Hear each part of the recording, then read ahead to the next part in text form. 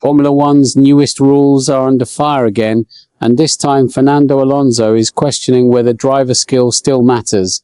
After another frustrating weekend at Silverstone, the two-time world champion delivered one of his strongest criticisms yet, warning that the sport is moving in the wrong direction, and it may not stop here.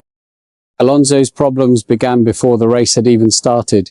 During the formation lap, his Aston Martin suddenly shut itself off without warning. The Spaniard managed to restart the engine, allowing him to continue, but the mystery remained unsolved after the race. "The car switched itself off," he said. "Then I restarted the engine, and from that moment everything worked normally. We need to understand what happened." The engine issue was only part of a much bigger frustration. Alonso admitted that Aston Martin lacked pace throughout the Grand Prix and said the team's priority became gathering valuable data rather than fighting for positions. He hopes the engineers can use that information to improve the car for the remainder of the season. This is where things change. Instead of focusing only on his own race, Alonso turned his attention toward what he believes is becoming a serious problem for Formula One itself. According to the Spaniard, modern overtaking has become too dependent on battery deployment and engine power rather than driver ability. Looking back at the sprint race, Alonso argued that many passes happened halfway down the straight simply because one car had more electrical power available. At this point, this is no longer just about performance. It is about the identity of Formula One. Alonso did not hide his disappointment. "It's no longer necessary to have the skill to overtake," he said. "You don't need to brake later, attack around the outside, or take risks. If you have a more powerful engine than the car ahead, skill isn't necessary. You just press a button and overtake."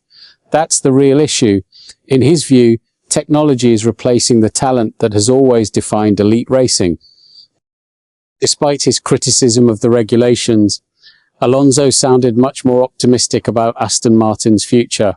He revealed that Adrian Newey has remained closely involved with the project, holding meetings at the factory and maintaining constant communication with both him and Lance Stroll.